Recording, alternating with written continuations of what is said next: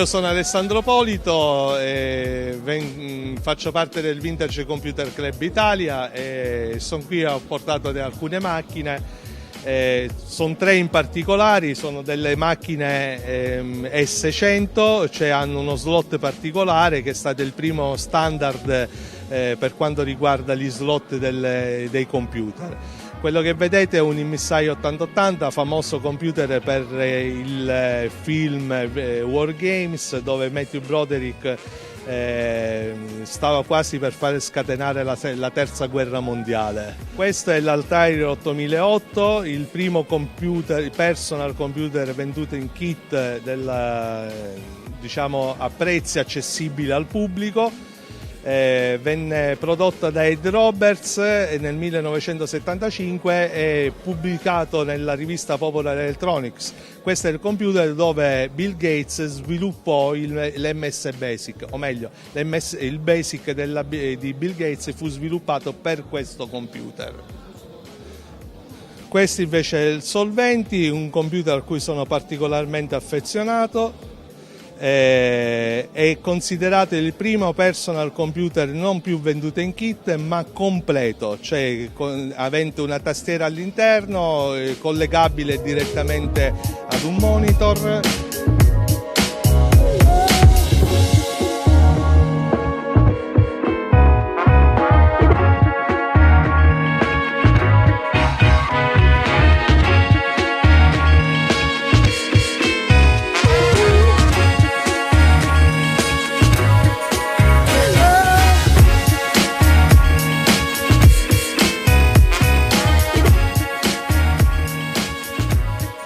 Sono Damiano Iroldi e oggi sono qui con alcune macchine a questo evento che è davvero molto speciale, un'occasione unica per l'Italia, ma non solo, di vedere in buona parte tra l'altro funzionanti oggetti che hanno fatto la storia dell'informatica degli ultimi 50 anni.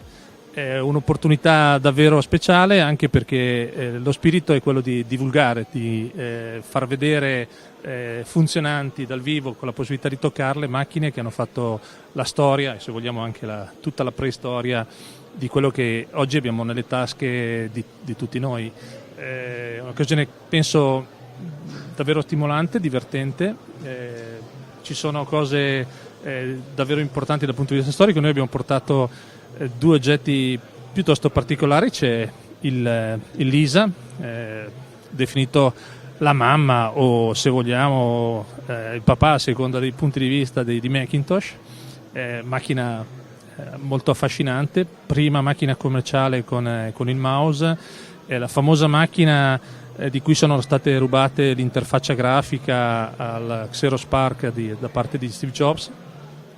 E poi c'è una macchina invece molto più bottoni e lucine, il PDP-11, macchina tipicamente ad uso industriale, molto robusta, molto potente per il tempo. Nella fattispecie questa è una macchina che ha gestito il funzionamento di centrale elettrica per 15 anni e come si chiama, proprio stamattina è miracolosamente ripartita. L'abbiamo portata pensando di mostrarla non funzionante, dopo una serie di tentativi invece questa mattina è miracolosamente ripartita.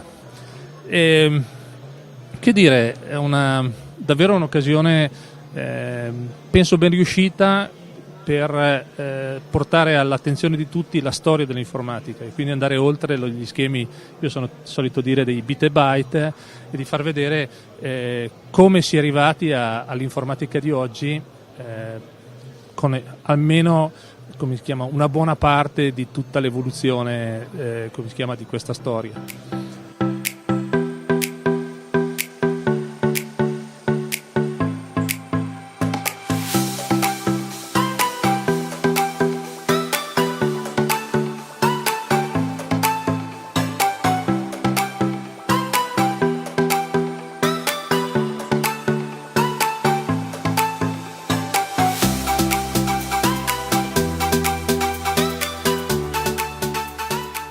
Siamo qui con il T99 Italia User Club a Roma alla manifestazione organizzata da Paolo Cognetti, il Vintage Computer Club Italia.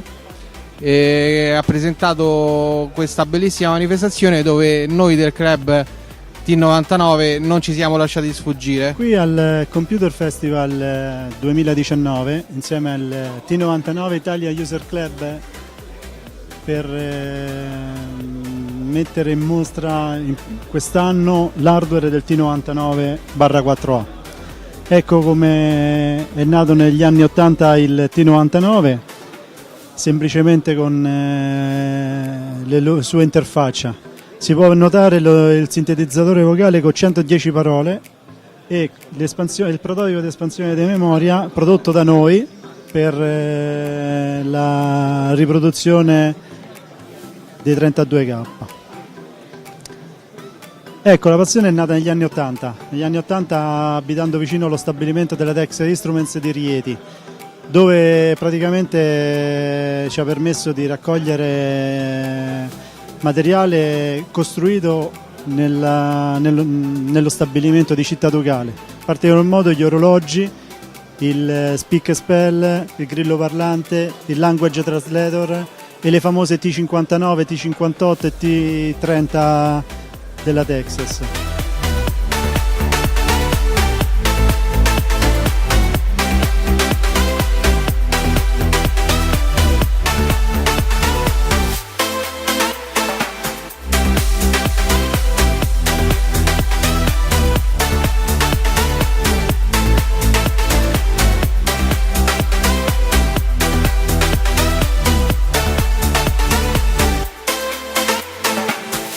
Allora, buonasera a tutti, sono Luca Cusani, vengo da Pisa, faccio parte dell'associazione culturale Vico Retro e niente, io sono un collezionista, cultore, Commodore, mi piacciono queste macchine e in poche parole quest'anno al Vintage Computer Festival ho voluto portare tutta la gamma dei VIC-20, quindi spaziando dal primo VIC-20 che è il VIC 1001 al VIC-20, al VC-20 e ai VIC-20 americani. E qui ad esempio in questa sezione qui possiamo vedere il VC20. Allora, perché VC20? Perché VC20 in Germania la parola VIC risultava come FIC, era una parolaccia. Quindi videro bene in Germania di chiamarlo VC20, quindi Volkscomputer. E qui c'è tutte le varie versioni, dall'ultimo prodotto con i tasti grigi, questa è la prima serie. Questa è la serie intermedia che ha una tastiera un po' con i font particolari, che è la Europe Style. Questo è il VIC-20 normalissimo, quello nostro europeo, corredato del suo datasette, il suo floppy disk che in realtà dovrebbe essere VIC 1540, però al momento ne sono sprovvisto. Questo è quello europeo arrivato. La sezione più interessante è questa qua. Questa è la sezione più interessante, perché qui vediamo il VIC 1001. Che cos'è il VIC 1001? Sarebbe il primo VIC-20 che è nato in Giappone. Diciamo, allora, in Giappone è nato nell'ottobre, è stato presentato nell'ottobre del 1980. Successivamente è nato in America come VIC-20 e sono questi modelli qua. Il 1001 si riconosce perché ha le lettere normali, però sotto c'ha i simboli kanji, più qui vediamo che c'ha lo yen, non ha la sterlina, ed è una macchina insomma abbastanza difficile da vedere qui, almeno in Europa. Poi in Giappone si aprono i portoni come panda, ecco. E niente, questo è un po' tutto il mio, quello che ho voluto insomma testimoniare, perché il VIC-20 è una macchina insomma importante che è stata, diciamo, il precursore di quello che è stato l'home computer, ecco, in generale. E cos'altro aggiungere? Che ne hanno vendute più di 1 milione di unità, è un computer che ha avuto successo ed è stato voluto da Jack Tramiel come computer per tutti, quindi the friendly computer, il computer amico, quindi te lo compravi, arrivavi a casa, lo collegavi alla televisione e ci giocavi, perché tanto l'uso alla fine era quello. In poche parole, qui vediamo questi monitor, ma in realtà il VIC-20 non possiede un monitor proprietario, ma lo attaccavi alla televisione e ci giocavi, tutto qua. Questo è la storia del Commodore VIC-20, nata nell'80, è morta, finita nel 1985. Salve a tutti, sono Salvatore La Sorella, sono il presidente dell'associazione Apulia Retrocomputing. La nostra Apulia Retrocomputing è un'associazione che si trova a Bari, in Puglia, e ormai sono 6 anni che siamo attivi sul territorio pugliese, siamo l'unica associazione culturale che si occupa di storia dell'informatica, quindi di retro computing e di retro gaming. Ora siamo qui al Vintage Computer Festival Italia del 2019, organizzato dal Vintage Computer Club Italia, con la nostra esposizione. La nostra esposizione, diciamo, non punta tantissimo sulle macchine, in quanto in questa sede noi prioritariamente lanciamo a livello nazionale, abbiamo riservato questa esclusiva a questa manifestazione, la pubblicazione del nostro secondo volume sulla storia della Commodore. 3 anni fa abbiamo pubblicato il primo volume. Oggi pubblichiamo il secondo volume sempre dedicato alla storia della Commodore, che sarà il secondo di 4 di un progetto editoriale che comprende 4 pubblicazioni. E per questa ragione abbiamo qui una piccola limitata esposizione però significativa dei prodotti della Commodore. Il primo che vediamo qui è un KIM 1 e quindi è possiamo dire è a metà tra una calcolatrice e un computer del 1975, con appena un K di memoria, ha una prima tastierina alfanumerica, un accenno di tastiera alfanumerica, un display a LED rossi, con alcune schede d'espansione, una scheda per un registratore audio, una per un'uscita monitor video e una per una scheda parallela. Qui invece poi abbiamo allestito una postazione multimediale classica degli anni 80 con un Commodore 64, quindi il computer, il monitor dedicato, una tastiera e a cui aggiungeremo, siamo in fase di allestimento, una cartuccia musicale e un'altra che dota il computer della capacità di esprimere la voce umana, fondamentalmente sintetizzata. Successivamente abbiamo un prodotto che è stato una delle punte di diamanti della Commodore a metà degli anni 80, il Commodore PET 8296D. Il Commodore PET era praticamente il computer professionale dell'azienda e in questo caso è un computer che fu disegnato da Porsche e ha la particolarità di avere 2 floppy drive da 5 pollici e un quarto integrati, quindi un computer molto costoso per le attività business. Qui invece abbiamo parte della nostra esposizione, la nostra esposizione si completa con un prototipo del computer Galaxia, un computer realizzato per la prima volta nel 1983 dal serbo Bojan Antovic. Dietro la cortina di ferro trovò il modo per superare le restrizioni doganali imposte dall'allora ideologia comunista, facendo in modo di costruirsi da solo, quindi un computer con dei componenti a basso costo, poté praticamente avere un computer tutto suo, essendo impossibilitato ad acquistarlo. Buongiorno, mi chiamo Alberto Ramasso, vengo da Novi Ligure e oggi faccio parte del Vintage Computer Club Italia e oggi sono qui al Vintage Computer Festival Roma 2019 con un'esposizione cominciamo bene, con un'esposizione di computer italiani in kit di montaggio, alcune uscite anche con riviste. Qui potete vedere 2 esemplari del famoso Z80 di Nuova Elettronica, un computer uscito sulle pagine della rivista Nuova Elettronica, ovvero ad ogni numero venivano presentati articoli che descrivevano delle schede che potevano essere comprate e assemblate dai ragazzi, dai giovani che volevano approcciarsi a questo tipo di informatica a casa e pian piano potevano realizzare un computer che negli anni cresceva. Le prime schede furono rese disponibili nel 79 e il progetto andò avanti sulle pagine di Nuova Elettronica fino all'85, poi alcune schede furono presentate su Sperimentare e poi anche la Micro LG di Genova o Studio LG vendette delle proprie schede. Un altro computer interessante, sempre didattico, sempre un training system, era l'Eleta Computer System della scuola Radio Elettra. La scuola Radio Elettra è famosa perché ha formato le prime generazioni di radiotecnici, radioriparatori e anche teleriparatori e a un certo punto nei primi anni 80 ha investito anche lei sull'informatica. Abbiamo il computer che era basato su un processore Z80, programmatore di EPROM e un Digilab nel quale si potevano sperimentare collegamenti e interfacciamenti tra il microprocessore e schede esterne.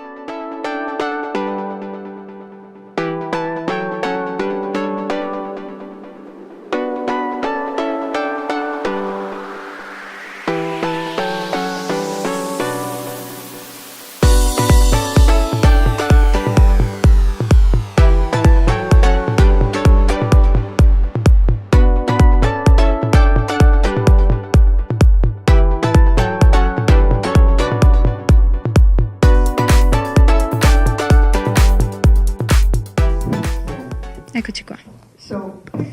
Quindi immaginate questo, è il 1972, il mio primo figlio ha 3 mesi, questa è una foto di qualche tempo dopo, ma non ne avevo una di quel periodo, e so che questo bambino avrà dei problemi a scuola.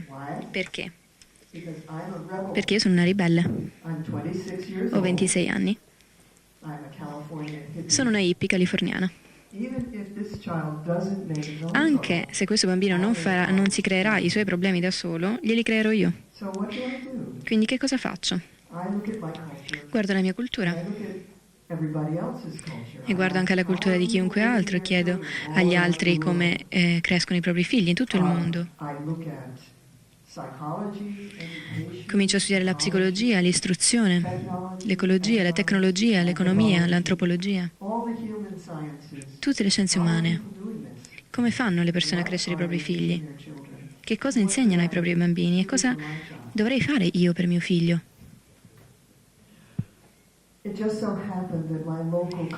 È successo che la mia università locale, il local college, che si chiama Sonoma State, offriva un corso di Montessori, istruzione Montessori. Penso che tutti conosciate Maria Montessori, che era una pioniera di nuovi metodi di istruzione. Quindi guardo al mio college e vedo che nel mio college c'è una biblioteca. E cosa c'è nella biblioteca? Libri. Non ci sono computer. Beh, ovviamente i libri sono una tecnologia, sono un modo per fare le cose, ma sono una tecnologia molto molto antica dal nostro punto di vista. La tecnologia più avanzata che avevamo per gli studenti era il laboratorio di lingue. Ce n'era un grande computer HP per tutti i college della California, e se dovevi usarlo dovevi entrare in una stanza con un tavolo lungo come questo, con tante tastiere, ci sedevamo fianco a fianco e cercavamo di comprendere come usare questo sistema. In nessuno dei corsi si usava il computer, la programmazione non veniva insegnata, alcuni erano autodidatti in questo. C'era una programmazione di base, ma la maggior parte delle persone che usavano il computer lo usavano per i giochi, per i videogame. Quindi torniamo alla mia lezione di istruzione Montessori. Per le prime 2 lezioni, la direttrice della scuola Montessori che ci insegnava ci diceva: aspettate il dottor Brown, è meraviglioso, insegna ai nostri studenti a usare i computer. Stiamo parlando di bambini di 5, 6 anni, 7 anni.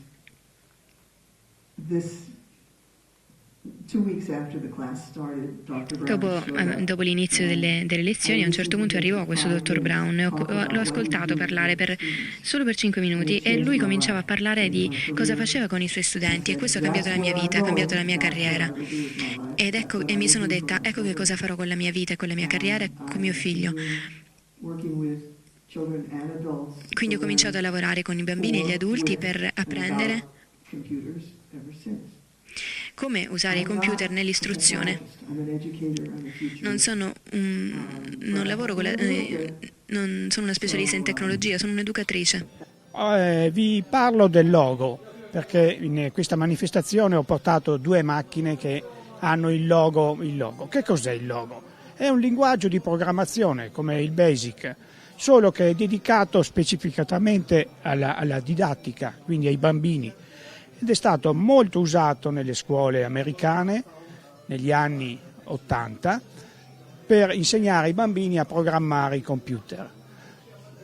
È semplicissimo il logo, con poche istruzioni si riescono a fare alcune cose molto interessanti dal punto di vista grafico. Il logo utilizza la tartaruga, la famosa tartaruga, che non è altro che la penna che scrive nel monitor. Vi faccio ad esempio vedere un piccolo programma.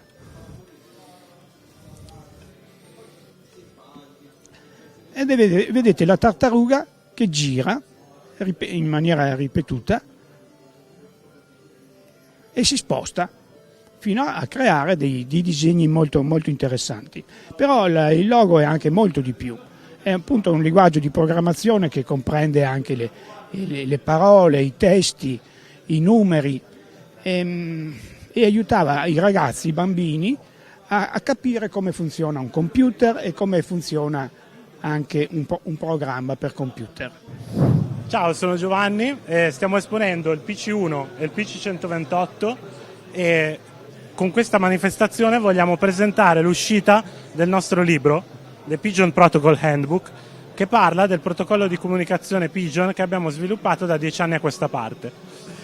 Ecco il PC128 Olivetti, che sicuramente molti dei frequentatori hanno amato e utilizzato negli anni '80, ed è una macchina che a molti ricorda la propria gioventù. Adesso noi digitiamo un semplice programma e mostriamo come BASIC sia in grado di funzionare. Vediamo, 2, go to, 1. Ed ecco il programma essere eseguito, che semplicemente printa una stringa ciclicamente all'infinito. Questo è l'ultimo prodotto del marchio Olivetti Prodest, che è stato un tentativo di Olivetti di catturare il mercato consumer di fine anni '80.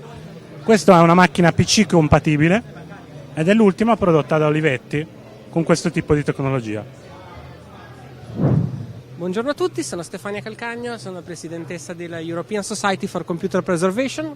Siamo stati invitati qua al Vintage Computer Club Festival italiano dal Vintage Computer Club Italia per portare alcuni modelli che non erano presenti in questa manifestazione. Noi abbiamo circa 3.500 computer, 535 diversi tipi di computer funzionanti dal 1973-72 fino al 1992-93.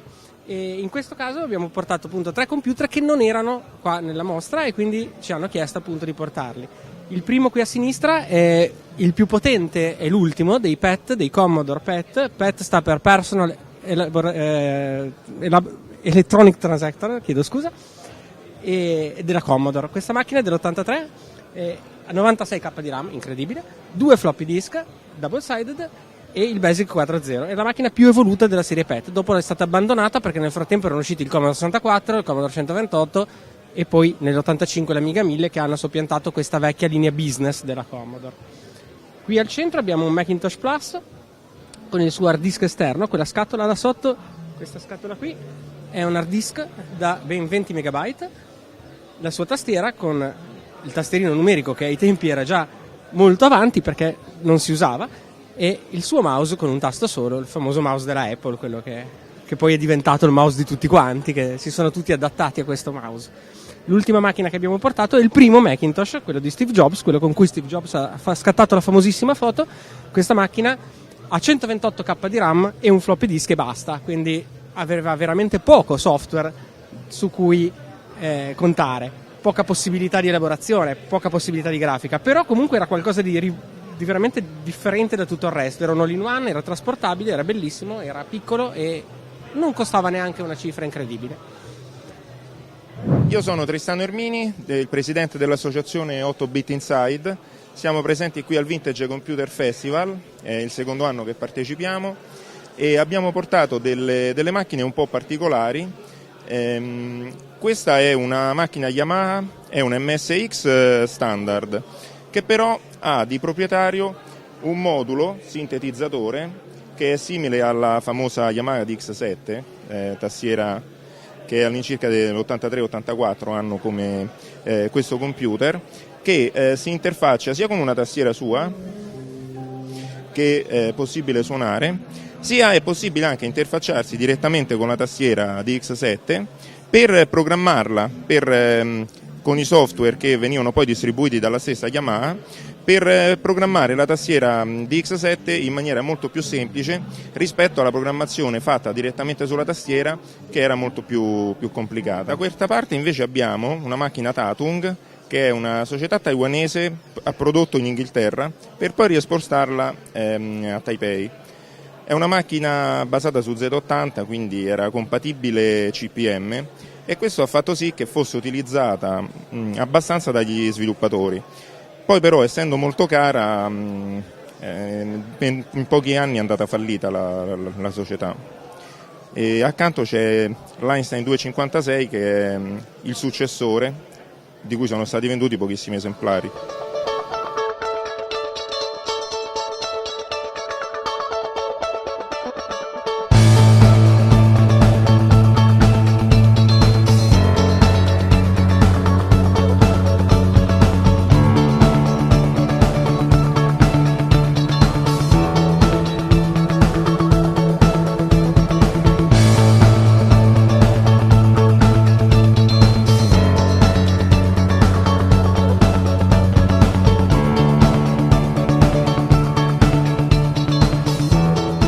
Siamo qui al Vintage Computer Club Italia, al Vintage Computer Festival, scusate, Italia, nell'area gaming, e qui praticamente possiamo osservare computer praticamente che hanno fatto la storia, tipo il Vectrex, oppure altre console di gioco meno famose ai più, come ad esempio il Subor, che è un clone praticamente del Famicom.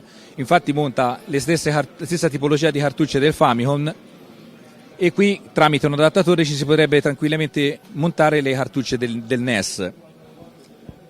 Un'altra console invece, questa abbastanza poco conosciuta, è invece il Saba Videoplay, che praticamente è una di quelle console della famiglia della Fairchild Channel F, come la ITT Telemac, il Norman del Teleplay, l'Emerson e il Dumont. Qua invece abbiamo la versione europea praticamente della console Magnavox Odyssey. Questo tipo di console praticamente non aveva la gestione degli sprite nel senso stretto, nel senso che aveva un set di caratteri praticamente che sono stati definiti come sprite e venivano via via utilizzati all'interno dei giochi come sprite stessi praticamente. Mentre invece qui abbiamo un vanto italiano, perché questa è la Universal Game Computer della Habel, che è una ditta praticamente di Bergamo, che ha prodotto questa console nel 1980. Questa è una console compatibile con la serie derivati dall'Interton VC4000, e la particolarità di questa console è che una volta che era stata messa praticamente la cartuccia, andava resettata in modo che la console si prendesse i dati della cartuccia, se li tirasse dentro, e a quel punto cominciasse a essere giocabile praticamente. That was very helpful because I knew nothing about that. Arcades back in those days, I thought they were fun and colorful, but they got rid of those. Now they're all pretty. There's a picture of Space War, the first Space War run, a PDP-1 computer.